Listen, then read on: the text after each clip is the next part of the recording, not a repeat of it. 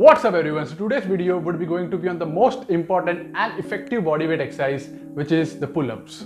So in this video, I will be giving you the progressions to unlock your first pull-up and also build upon a good form and technique so that you can maximize the gains in your upper body, especially in your back and your arm muscles. And once you learn this good form and technique with the pull-ups and increase your reps, then you can easily learn new skills with the calisthenics such as the muscle-ups and all other explosive pull-up variations, because the pull-ups are always the base with the bodyweight exercise to increase your muscular gains and your strength, especially with your back and your arm muscles. And also your grip strength will increase as you learn this pull-up and do more and more reps with this exercise. All you need to know is that we're holding on. We rise up from the dust and clean my throat.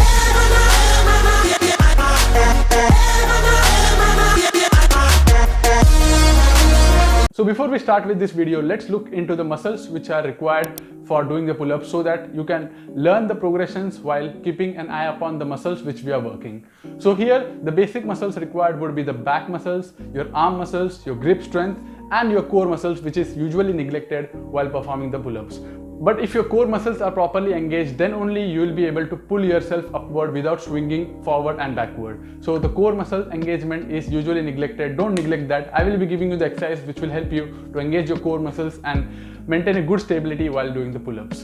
And I can assure you that once you start doing pull-ups in your weekly routine, at least 2 to 3 times a week, you can see some massive gains in your back and your arm muscles, and also your grip strength will increase. Since all these muscles are involved with the pull-ups, once you use these pull-ups as your main workout instead of just warm-ups, you can get some maximum results without using any weights in your gym. You can see mine here. I'm able to do almost 27 to 30 pull-ups in a row right now, and you can see my arms and back, and I can easily say that most of it is due to the pull-up variations and the different pulling exercises which I do regularly throughout the week. So in this video, I will be giving you the detailed approach based upon the anatomy of the muscles which are required to perform the pull-ups, so that it will be easier for you to strengthen these muscles and then unlock the pull-ups instead of just trying for the assisted pull-ups and unlocking it. So if you follow this pattern where you're strengthening the muscles and then increasing your coordination and stability, it will be easier for you and you will be getting faster results when compared to just following the assisted pull-ups in your gym. So to give you a clear pathway and approach to unlock the pull-ups in an easier manner,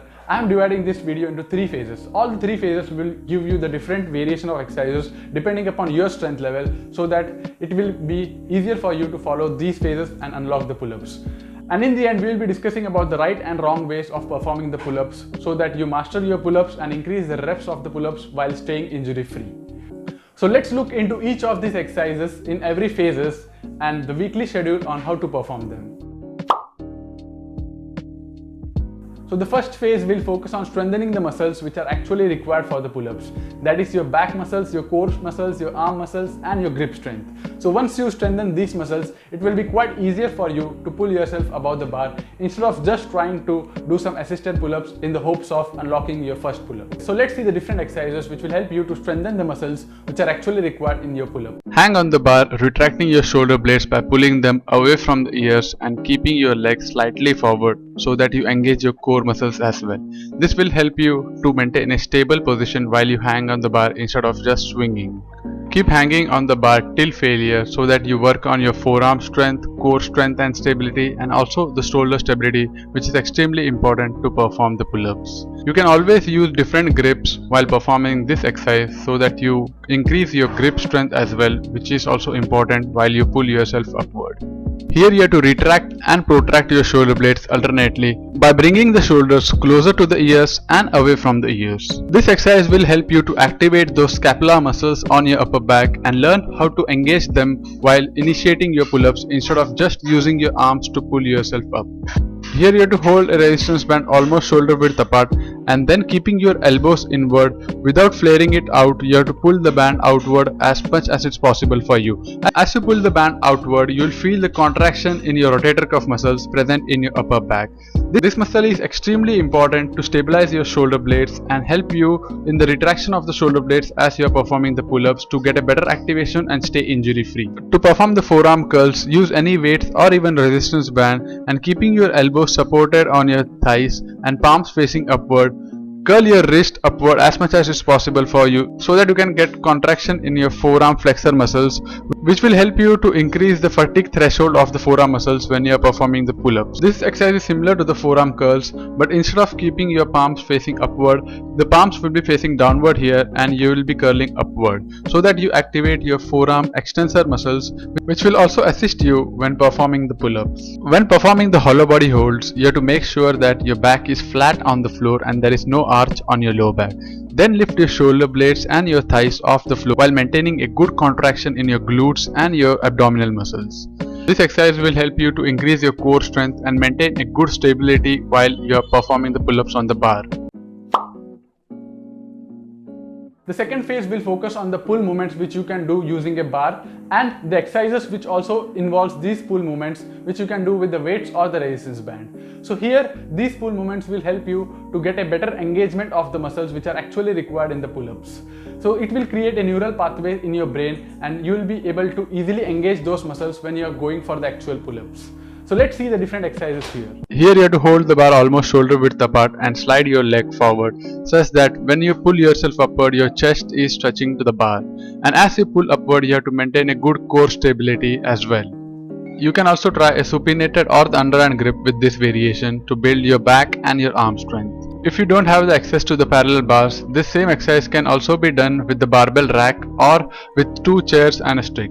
Here you have to perform an actual pull-up, but instead of your legs floating on the air, here your legs will be on the floor. But as you pull yourself upward, make sure that you're not using much of your leg strength, that is, you're not performing a squat. Instead, you're pulling yourself upward using your arm strength and your back strength. This will help you to increase the strength which will be required for the actual pull-up. And as you get comfortable with the previous variation, you can lift one leg off the floor and then perform the same exercise. This will put more demands on your upper body instead of your legs. And again, keep changing the grips with this variation, and if you don't have the access to the parallel bars, you can always do this in the barbell rack or keeping a chair underneath your pull-up bar. Here we will be working on your core, your grip and your forearm strength, which is the essentials of performing a pull-up. So start with the hollow body hang position as we discussed earlier and engage your lower abs to bring your knees closer to your chest. This will activate your lower abs and also work on your grip strength and your forearm strength as you're hanging on the bar. To make the previous version a bit challenging, instead of bending your knees, keep your legs straight now and then try to bring your knees closer to your chest. This will activate your lower abs again and also simultaneously build your core strength and your grip strength. This exercise will help you to strengthen and stabilize your back muscles, especially your rotator cuff muscles, which will be required when you are doing the pull-ups. So here you have to pull the band above your head diagonally such that you are activating your upper back muscles and also maintaining the stability at your core muscles. This is just another variation of the rows. You can also perform this exercise using a weights or the barbells. This will help you to get the feeling of the back engagement when you are performing the pull-ups and also strengthen those back muscles which will be required when you are performing the pull-ups. But as you perform the rows, make sure that you are engaging your back muscles to pull that band backward instead of just using your arms.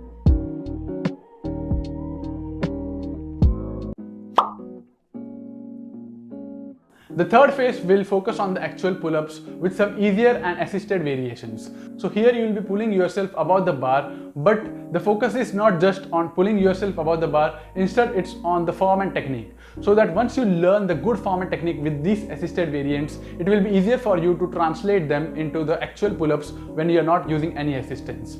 But one thing I have to add here is that whenever you're learning the pull-ups, don't use such kind of resistance, because here you're not engaging your core muscles as well as your back muscles.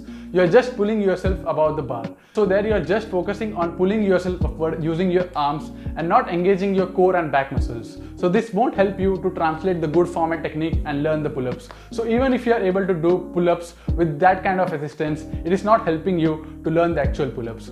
So let's look into the different variations which will actually help you to learn the pull-ups and master them. Using the resistance band as an assistance to learn the pull-ups is one of the best way to learn it, since it replicates the body position of an actual pull-ups where we are not using any assistance. So with the assistance, you can either go for the light, medium or heavy resistance band depending upon your current strength.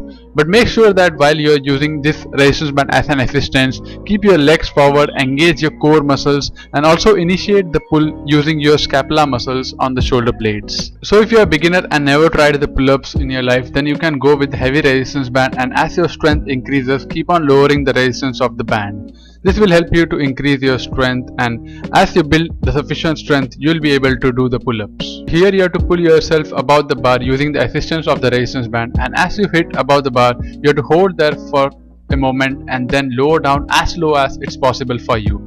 This technique will help you to build the strength of all the muscles which will be required for the pull-ups in coordination.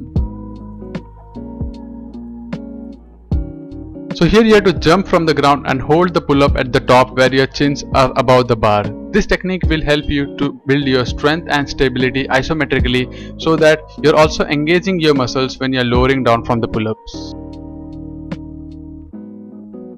Here you will be performing the negatives without the assistance of the band. So you can jump on the pull-up bar using the ground assistance, and then as you reach at the top of the pull-up bar, you have to come down as low as it's possible for you, engaging all the muscles which we discussed earlier. This negative variation of the pull-ups will build some massive strength in your muscles which are required for the pull-ups, and you will see that if you practice this for a while, you will be easily able to do the pull-ups. So as you follow this routine, you will be gaining your strength, and it will be easier for you to unlock your first pull-ups and build upon it. But let's see the different ways where you can go wrong, so that you stay away from the wrong movement pattern and stay injury free while you are building upon your reps and strength with the pull-up movement. Don't hold the pull-up bar at the ends of your fingers. Instead, hold them deep within the palm so that you can get some good grip, and also stay away from excessive stress on the elbows. Keeping your legs behind the body as you perform the pull-ups reduces the engagement of the core muscles. So it would be a good practice if you try to creep your legs forward and engage those core muscles as you are performing them. You should never tuck your chin while performing the pull-up, as it might put excessive stress on your trap muscles. Instead, you should look upward or look forward when you are performing the pull-ups. If you keep your shoulder blades retracted throughout the reps, you will get a better back muscle activation when compared with the protraction at the top. So don't pull your chins in a forward direction, just pull them in the upward direction. Unless you are having any shoulder issues, you should always aim for a full range of motion whenever you are performing the pull-ups, since this will ensure the engagement and activation of all the muscles which the pull-ups are targeting. Always initiate the pull-ups using your back muscles and not your arm muscles, as it will put more strain on your arms and you will never be able to learn the pull-ups properly. So now as you know about all the exercises in these phases, let's see how to incorporate them into your weekly schedule. So you're not starting with the phase 1 exercises, instead you will be starting with the phase 3 exercises, which are quite difficult for you. So once you fatigue with these phase 3 exercises, you can easily be able to do the phase 2 exercises. And the phase 1 exercises is just the isolated strengthening phase. So at last, you will be doing the phase 1 exercises. So make sure that you are going from phase 3 to phase 1 whenever you are following this routine. And with each of these phases, you will be performing all the exercises till form failure, till you are not able to do any exercise with a correct form. And then you will be moving to the next exercise. You can repeat these exercises for 2 to 3 sets and then move on to the next phase. So you can add this routine twice a week whenever you're doing the back workouts or on the regular days. And when it comes to testing out your pull-ups or whether you're improving with this routine, test it out before you follow this routine or on the other days when you're really fresh. Because if you test your pull-ups after this routine, your muscles will have been already fatigued and it will be difficult for you to perform the pull-ups.